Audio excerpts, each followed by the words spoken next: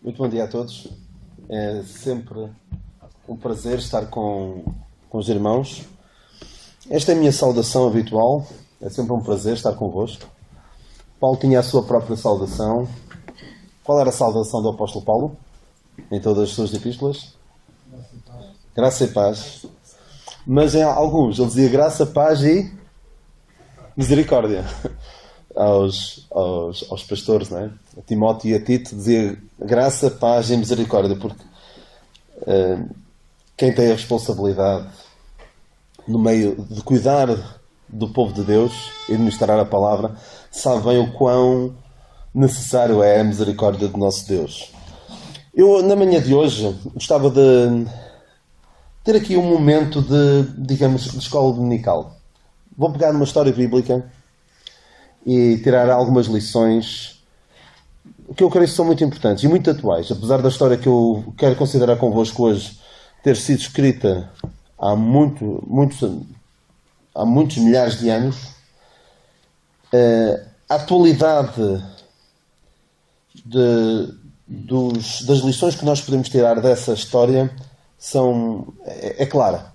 Quando lerem, vão perceber o quão atual é esta história. Porque o coração do homem, a imaginação do coração do homem é má, como nós lemos desde a sua meninice. A história que eu não vou dizer já, a história quero ver se alguém me consegue responder esta pergunta em primeiro lugar. Lendo a Bíblia, qual é a história que vem imediatamente? Não respondas, já me deu. Quero eu que sabes, mas qual é a história bíblica que vem imediatamente a seguir à história de Sansão? Logo a seguir a Sansão. Qual é a história? Podem responder. Ruth? Pois. Afinal podia deixar de responder, que ias responder mal. Não é Ruth. Imediatamente a seguir à história de Sansão, em livro de Juízes, não é Ruth. Podem abrir as Bíblias em Juízes 17, ou seja, é uma história que provavelmente alguns não conhecem, outros não se lembram sequer dela. E as lições que podemos tirar da história deste homem revelam ao ponto a que se pode chegar quando nós negligenciamos Deus, o seu povo e a sua palavra. A história de Mica, alguns já se deram a lembrar de Mica, é uma personagem muito pouco conhecida nas Escrituras e provavelmente não a conhecendo não podemos tirar lições da vida dele. Este homem Mica, nós lemos em Juízes capítulo 17. E vamos ler o livro de Juízes no capítulo 17. Este homem a experiência deste homem mostra-nos o quão baixo podemos descer quando negligenciamos Deus, o seu povo e a sua palavra. Juízes 17, lemos assim. Vamos ler o capítulo todo, é pequenino. Apesar da história continuar no capítulo 18 e ter um seguimento, não vamos ter tempo para chegar ao capítulo 18 de maneira nenhuma, mas vamos tirar algumas lições do capítulo 17. E havia um homem da montanha de Efraim, cujo nome era Mica, o qual disse à sua mãe: as 1.100 moedas de prata que te foram tiradas, por cuja causa ditavas maldições, e também as disseste em meus ouvidos, eis que esse dinheiro eu tenho, eu o tomei. Então disse sua mãe: bendito seja meu filho do Senhor. Assim restituiu as 1.100 moedas de prata à sua mãe. Porém sua mãe disse: inteiramente tenho dedicado este dinheiro da minha mão ao Senhor para meu filho, para fazer uma imagem de escultura e de fundição, de sorte que agora tu tornarei a trazer. Porém ele restituiu aquele dinheiro à sua mãe. E sua mãe tomou 200 moedas de prata e as deu a Orives, o qual fez delas uma imagem de escultura e de fundição. E esteve em casa de Mica. E tinha este homem Mica uma casa de deuses, e fez um éfode e terafins, e consagrou um dos seus filhos para que lhe fosse por sacerdote. Naqueles dias não havia rei em Israel, cada qual fazia o que parecia direito aos seus olhos. E havia um mancebo de Belém de Judá, da tribo de Judá, que era levita, e peregrinava ali. E este homem partiu da cidade de Belém de Judá para peregrinar onde quer que achasse comodidade. Chegando ele, pois, à montanha de Efraim, até à casa de Mica, seguindo o seu caminho, disse-lhe Mica: de onde vens? E ele lhe disse: sou levita de Belém de Judá, e vou peregrinar onde quer que achar comodidade. Então lhe disse Mica: fica comigo e sê-me por pai e sacerdote, e cada ano te darei 10 moedas de prata e vestuário e o teu sustento. E o levita entrou, e consentiu o levita em ficar com aquele homem. E este mancebo lhe foi como um dos seus filhos. E consagrou Mica ao levita, e aquele mancebo lhe foi por sacerdote e esteve em casa de Mica. Então disse Mica: agora sei que o Senhor me fará bem, porquanto tenho um levita por sacerdote. Ora bem, nós lemos esta história, alguns talvez estejam a relembrar, provavelmente na sua leitura da Bíblia, de uma ponta à outra, já terão passado por esta história, mas é daquelas histórias que não nos ficam muito na memória, mas a mim sempre me ficou.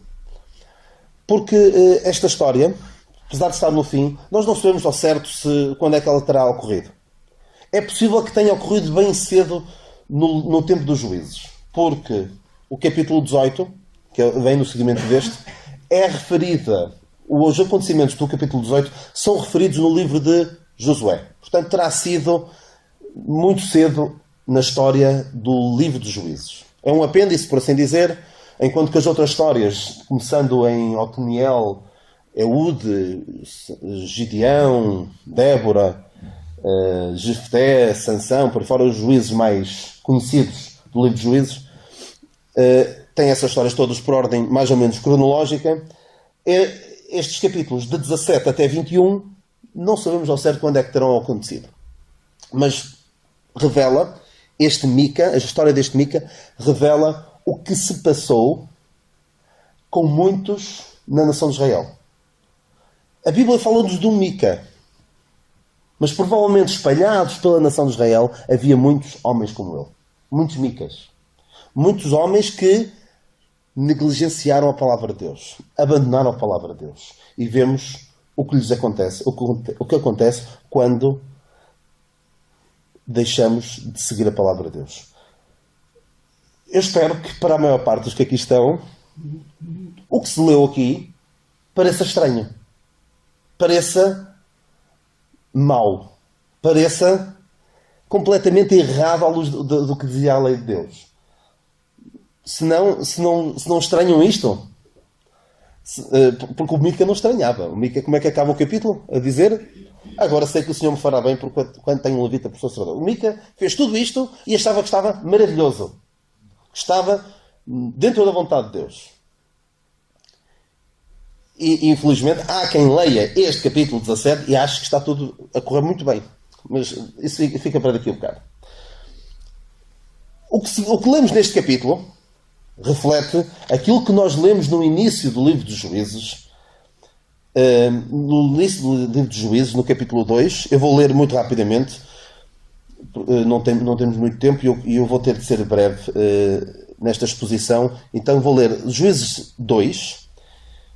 Eu gostava de ler desde o versículo 7 até ao fim, 7 a 23, não vou ler tudo, mas nós lemos que versículo 7. E serviu o povo ao Senhor todos os dias de Josué, e todos os dias dos anciãos prolongaram os seus dias depois de Josué, e viram toda aquela grandeza do Senhor, a qual ele fizera a Israel.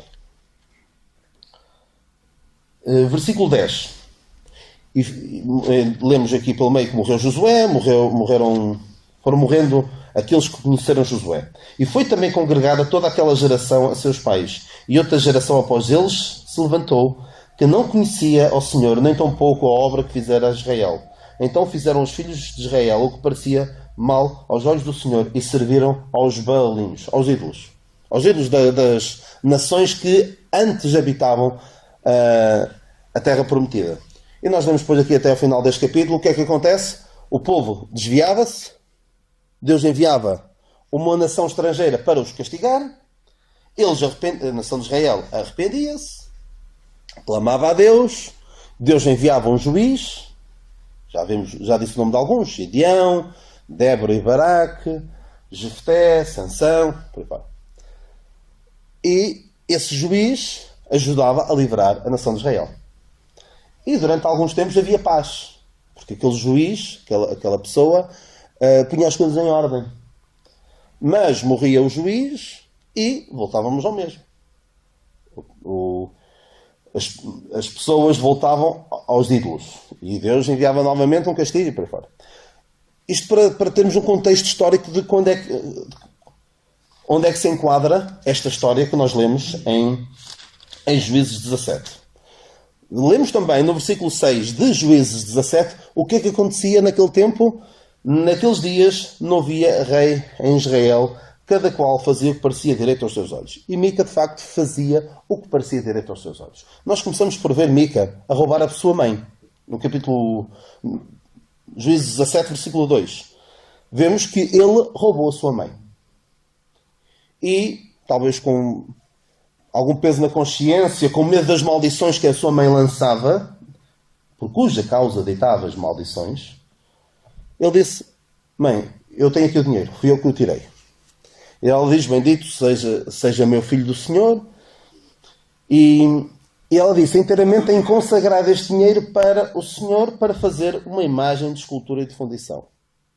Ou seja, aquela mulher pegou no dinheiro e disse: eu vou consagrar este dinheiro ao Senhor. Para fazer o quê? Para construir uma imagem de escultura e de fundição. Imaginem, esta família achava que era boa ideia, esta mãe de família, achava que era boa ideia para consagrar dinheiro ao Senhor, fazer imagens de escultura. Como é que as pessoas chegaram a este ponto? Ao ponto em que achavam que fazer algo para Deus era construir uma imagem para ter em sua casa. Isto não foi do dia para a noite. Como é que aconteceu? Como é que isto aconteceu? Foi devido ao longo dos tempos, ao longo das gerações antes desta história, as pessoas terem negligenciado por completo a palavra de Deus. E não terão sido necessárias muitas gerações. Porque, infelizmente, nós vemos na história da nação de Israel, do reino de Judá, muitas vezes havia um bom rei. Nós temos alguns exemplos de bons reis. E o que aconteceu ao seu filho? O seu filho era ímpio, do piorio. Nós temos o exemplo do rei Ezequias, que foi um dos melhores reis que o reino de Judá teve, e o seu filho Manassés foi o pior de todos. É preciso ter muito cuidado com o abandonar a lei de Deus, com abandonar o conhecimento da palavra de Deus. Foi o que esta família fez. Esta família negligenciou por completo a palavra de Deus. E chegamos aqui ao ponto em que fizeram ídolos para ter em sua casa. Mica, o que é que faz? Versículo 5. Tinha uma casa de deuses e depois lemos que consagrou um dos seus filhos para ser sacerdote. Vemos aqui, nestes 5 versículos, esta família a quebrar quase todos os 10 mandamentos.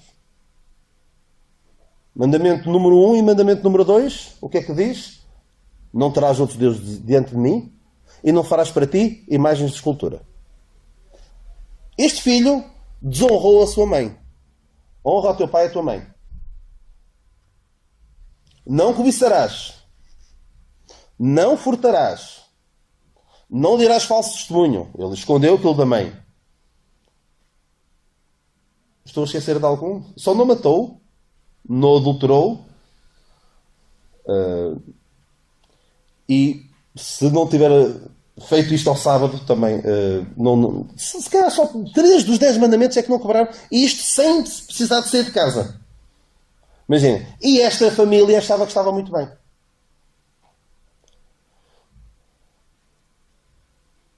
Achavam que estavam a fazer tudo certinho.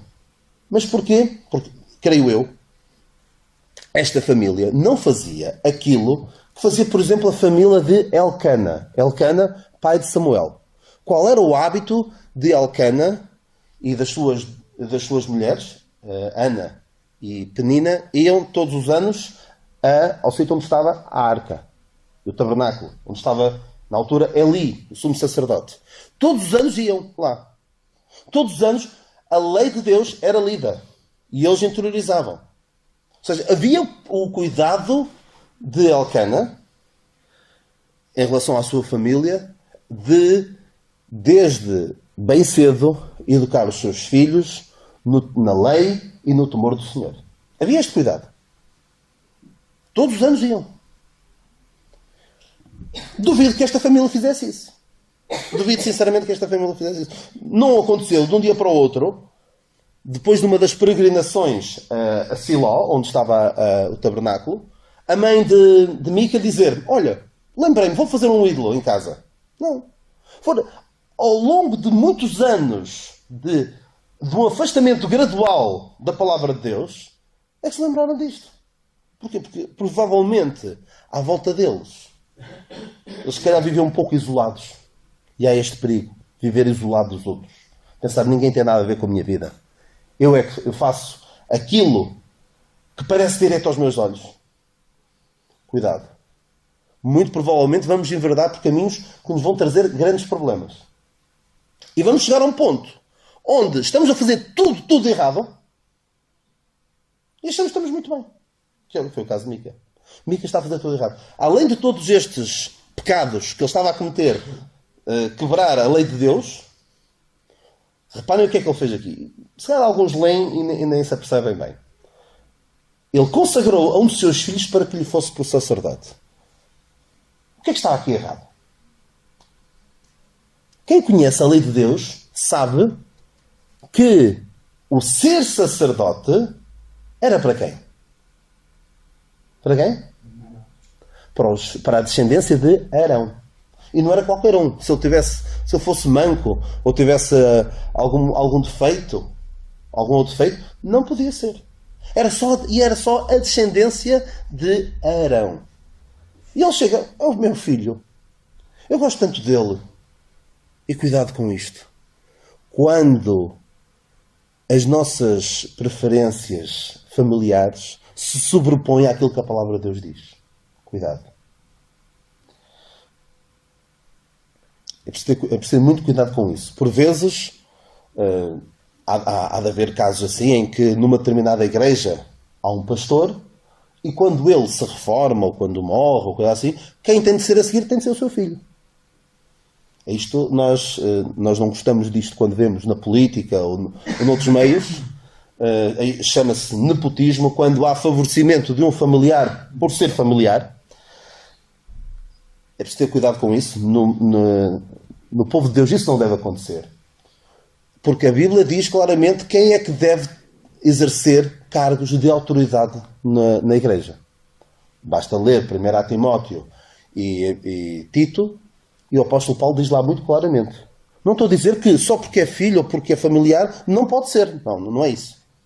E digo até, o facto de alguém ser filho de um homem de Deus, de alguém dedicado a Deus, dá-lhe uma grande vantagem em termos espirituais, porque conhece, tal como Timóteo, conhece desde a sua meninice as sagradas letras. Há essa vantagem. Mas nunca deve haver favorecimento por ser familiar. Então este Mica favoreceu a um dos seus filhos para ser sacerdote, e mesmo ele não devia ser sacerdote de maneira nenhuma. E nós vemos o declínio espiritual que havia aqui. Que chamou a um dos seus filhos para ser sacerdote. Faz-me lembrar, no tempo de Jeroboão, o primeiro rei no reino do norte de Israel, nós lemos que, primeiro livro dos Reis 12:31, vou ler apenas, que Jeroboão também fez casa dos altos, que era para adorar aos ídolos, e fez sacerdotes dos mais baixos do povo, que não eram dos filhos de Levi. Quando se vai mesmo baixo, não se tem qualquer reverência pela palavra de Deus. Não se tem em conta o que a palavra de Deus diz. E a palavra de Deus, em alguns assuntos, é completamente clara. É que nem aceita discussão. E alguns que dizem: não, mas eu quero fazer assim. Quero fazer assim e sinto-me bem. Mica sentia-se bem. Mica estava encantado com aquilo que tinha feito. Tinha feito ídolos em casa e estava a adorar aqueles ídolos e pensava ele que estava a adorar a Deus. E muitos, infelizmente, hoje têm casas de ídolos em suas casas, têm divisões próprias para ter ídolos em sua casa e acham que estão a adorar a Deus. À maneira deles, mas estão a adorar a Deus. E claro que é muito fácil, perante isto, olhar e pensar, nós sabemos, na Igreja Católica. É fácil. É fácil apontar o dedo e dizer que eles têm ídolos e que adoram os ídolos, são idólatras, são isto e são aquilo. Mas olhemos também um bocadinho para nós primeiro. Antes de apontarmos o dedo aos outros, pensemos, não há coisas que eu estou a venerar acima de Deus. Não estou eu a ter ídolos. Não estou a ter outros deuses antes de Deus. Porque é sempre fácil apontarmos o dedo aos outros. Cada um pensar primeiro eu em mim, antes de apontar o dedo aos outros. Mas esta história continua. Isto já era mau, já estava mau que chega. Já era mau o suficiente esta história. Reflete claramente o nível de degradação moral, espiritual a que nós podemos chegar quando negligenciamos a palavra de Deus, quando negligenciamos o próprio Deus, quando negligenciamos o estar com o povo de Deus. Porque este Mica, infelizmente, não tinha amigos. Este Mica não tinha amigos. Pode-se dizer, vivia lá no meio do monte, não tinha amigos. Ele não tinha verdadeiros amigos. Porque ele não teve um amigo verdadeiro que lhe dissesse, tu estás mal. O caminho que estás a seguir é de idolatria. Estás em rebelião para com Deus. Não teve amigos. Eu não sei se havia muita gente ali perto. Havia pelo menos o Ourives. E o Ourives de certeza que não lhe interessava dizer, olha, não faças isso. O quê? Vais fazer um ídolo? Isto é idolatria. Não. O que queria era que viesse dinheiro para ele. Tal como nós lemos no livro dos Atos, em Éfeso, houve uma grande revolta contra Paulo. Porquê? Porque eles tinham medo, os artífices, os que faziam ídolos, da Diana, da grande Diana dos Efésios, a deusa Diana. Eles faziam imagens. Eles sabiam que se o povo aceitasse a mensagem que Paulo pregava, de que há apenas um Deus, há um só Deus e um só mediador entre Deus e os homens, Jesus Cristo, homem, o negócio dele estava arruinado. E este Ourives também não ia dizer, olha, deixa lá isso, faz outra coisa qualquer com esse dinheiro, eu não vou aceitar. Não, ele fez. Infelizmente, Mica não tinha verdadeiros amigos. Um verdadeiro amigo diz, alguém que está mal, diz, tu estás mal. Isso é pecado. Deixa isso. Então, infelizmente, o levita que fala nos versículos seguintes não foi amigo dele.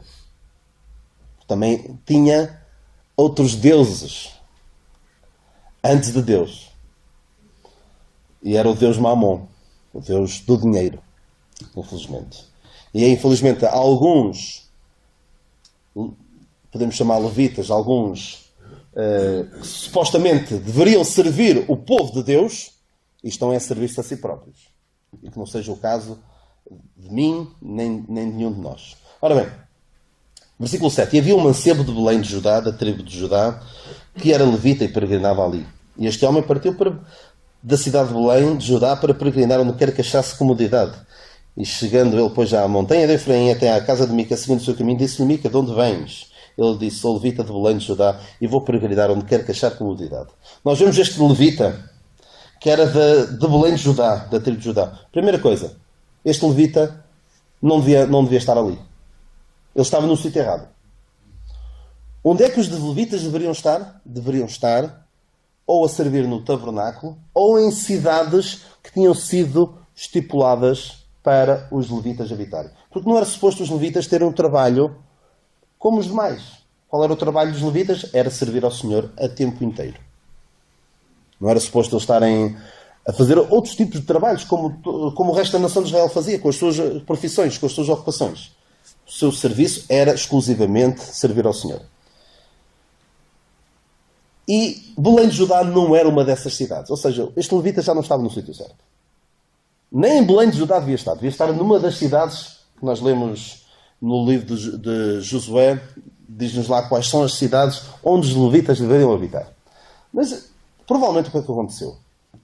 Nós sabemos que isto se enquadra num tempo em que a nação de Israel não estava a seguir a Deus.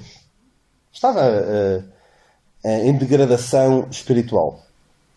E provavelmente deixaram de cumprir as suas obrigações para com os levitas. Porque era suposto o quê?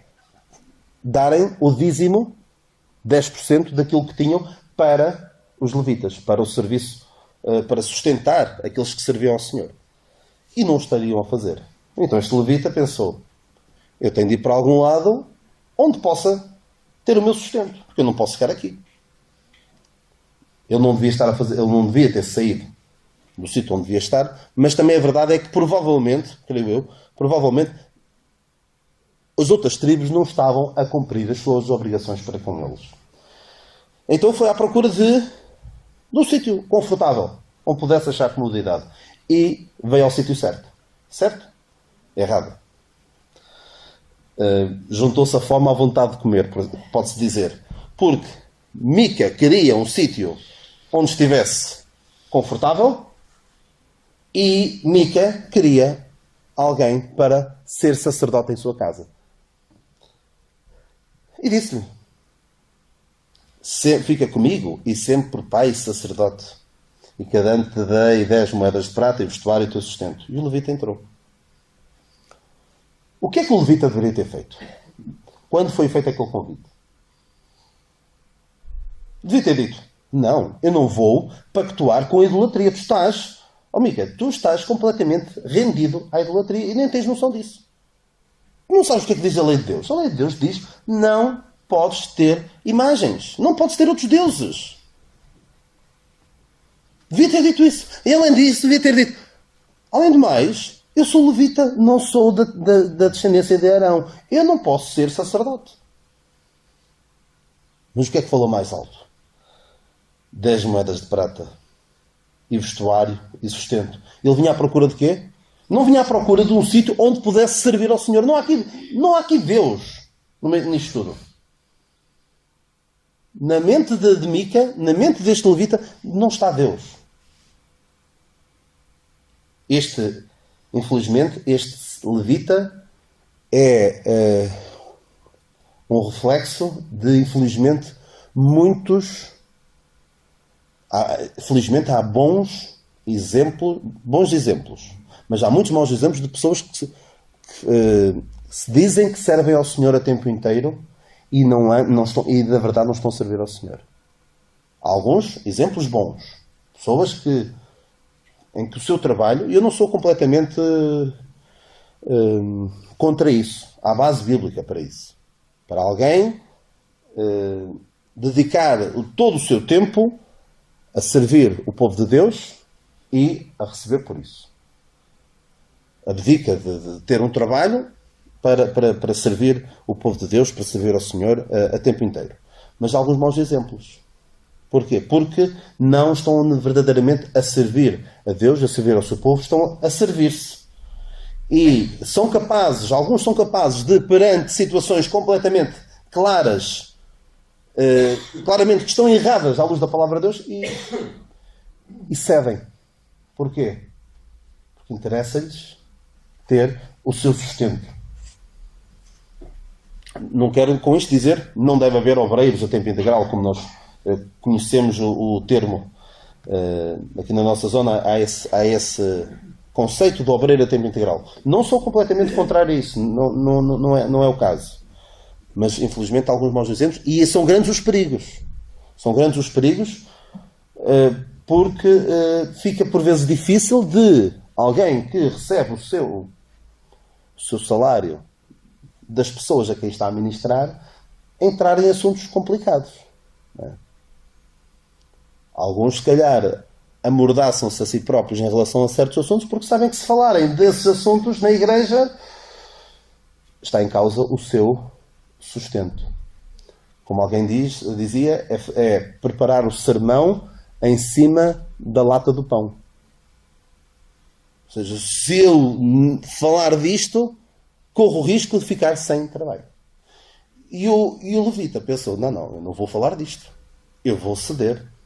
Eu quero o meu sustento. Infelizmente, há alguns que são assim. E reparem aqui. Este Mica pediu que lhe fosse por pai e sacerdote numa casa de ídolos. Isto faz-vos lembrar alguma coisa? Pai, padre e sacerdote numa casa de ídolos.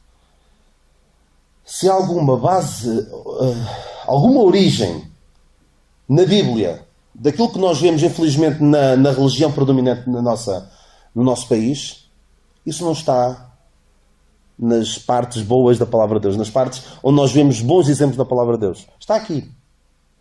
Infelizmente está aqui a origem de muito do que há, infelizmente, na Igreja Católica. E pode haver também no nosso meio, de certa maneira. Está? Cuidado. Não haverá algo parecido no nosso meio? Pense cada um para si primeiro. Mas está aqui. Ser pai, sacerdote, numa casa de ídolos. E quantos não há que percebem, conhecem minimamente a Bíblia e sabem que aquilo está errado, mas deixam a coisa andar. Porque está em causa o seu sustento. Falar nisso, eu achei interessante. Quando estive a estudar esta passagem, lembrei-me, eu tenho em casa uma Bíblia católica, em que fala... Eu fui à procura desta passagem para ver outra versão. Mas acabei por nem ler a versão, porque comecei a ler as notas e fiquei estupefacto com o que li. Então, nesta Bíblia, tem umas notinhas em baixo e que explicam a opinião de quem fez as notas sobre este capítulo 17 e sobre o capítulo 18. Porque no capítulo 18 entra em cena alguns da tribo de Dan e este levita. Só para verem que, de facto, este levita era um mercenário, não era uma pessoa que estivesse a querer servir ao Senhor. O que é que aconteceu? Apareceram uns da tribo de Dan e disseram, olha, anda connosco. E ele foi todo contente. Foi todo contente porquê? Porque em vez de estar a servir a uma casa, estava a servir uma tribo inteira. E ele, isto é que é bom. Ele foi atrás de uma oportunidade melhor. E um mercenário, o que é que acontece? Aparece uma situação melhor, eu vou. E também tem outra situação em que ele diz aos da tribo de Dan aquilo que eles gostavam de ouvir. E é isso que acontece muitas vezes. Eles fizeram-lhe uma pergunta, ele disse, sim, vão que o Senhor vai convosco. E muitas vezes acontece o quê? Eu vou dizer às pessoas aquilo que elas querem ouvir. Mas como diz o apóstolo Paulo, se eu estivesse ainda agradando aos homens, não seria servo de Cristo. Alguém que está aqui só para agradar aos homens não está a ser servo de Cristo. Então o que é que eu leio aqui em Juízes 17? Diz assim o autor destas notas. Estes capítulos, conservando narrativas antigas, procuram dar um panorama de como o culto a Jeová se desenvolveu na época de Israel, antes da monarquia. Em épocas mais remotas, o culto era feito em família. E o pai era o sacerdote, ou alguém nomeado por ele. Na falta do pai, a mãe tomava a iniciativa de estabelecer o culto. Depois dessa atividade sacerdotal começou a ser realizada pelos levitas itinerantes, que moravam junto de uma família e exerciam o cargo a troco do seu próprio sustento. Mais tarde, esses levitas também serviram como foco de união cultural de toda uma tribo.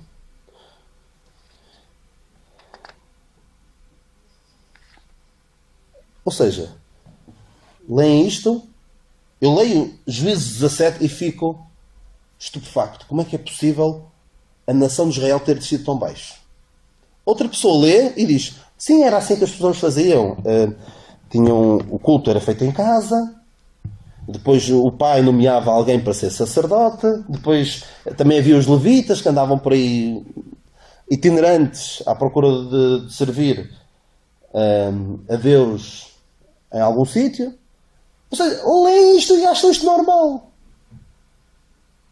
Infelizmente, há pessoas que chegam a um ponto nas suas vidas, já desceram tão baixo, tão baixo, tão baixo, e acham que estão normal, acham que estão bem, tal como Mica. Mica, o que é que diz aqui? Agora sei que o Senhor me fará bem porquanto tenho um levita por sacerdote. E não têm noção de como desceram baixo. E depois há outros que olham para aquela situação e dizem, está muito bem. Infelizmente o Facebook permite-nos ver o quão baixo espiritualmente algumas pessoas têm descido. É triste dizê-lo. E há algumas pessoas que não têm problemas nenhuns em expor isso. Estão a viver em pecado. Estão mal, à luz da palavra de Deus, não há dúvida nenhuma. E depois há alguns que subscrevem o que eles fazem. Põem gosto, ou estão com eles e não têm problemas nenhum em estar com eles e basicamente a dizer, vocês estão bem. Podemos chegar ao ponto de nos enganarmos tanto, mas tanto a nós próprios, que estamos a fazer tudo errado, do princípio ao fim. Mica fez tudo errado do princípio ao fim e nem tinha noção disso. E há alguém, como eu acabei de ler, que lê esta passagem e acha que está muito bem. Cuidado. Como é que nós conseguimos resistir a isto? É estarmos arraigados na palavra de Deus. Firmados na palavra de Deus. Porque se não estivermos arraigados na palavra de Deus, se não lermos a palavra de Deus, se não deixarmos que a palavra de Deus faça efeito na nossa vida, nós podemos chegar a isto. Eu não estou a dizer que vamos ter bonecos em casa. Não é isso. Mas podemos errar tanto, mas tanto, nem temos noção.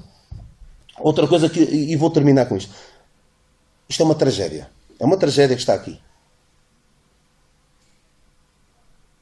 Esta família afastou-se de Deus ao longo dos tempos. Provavelmente, mesmo a mãe de Mica nunca, digo eu, provavelmente nunca teve contacto verdadeiro com a lei de Deus. Provavelmente não.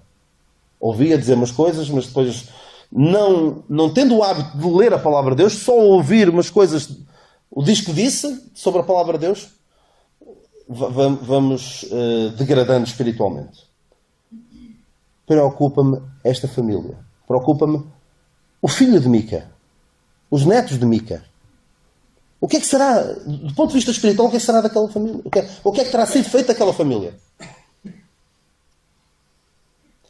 Isto alerta cada um de nós para o facto de ser importante, desde bem novos, transmitirmos os valores da palavra de Deus, transmitir o poder da palavra de Deus aos nossos filhos. Ainda há dias alguém me falava de uma pessoa supostamente crente, casou com um descrente e terá dito algo como, por causa de não levar os seus filhos à igreja, ela não ir e os seus filhos não ir à igreja, terá dito algo como, quando ele for mais velho, ele que escolha. Isto é preocupante. É preocupante. Não só para aquele filho, mas até para o estado espiritual daquela mãe, que diz uma coisa destas. Se não acha importante que o seu filho bem novo ouça e seja formado à luz da palavra de Deus, é porque não é muito importante para ela. Para este Mica e para a sua família, a palavra de Deus deixou de ser importante. E vemos ao estado a que se chega. Cada um de nós tenha atenção, muito cuidado.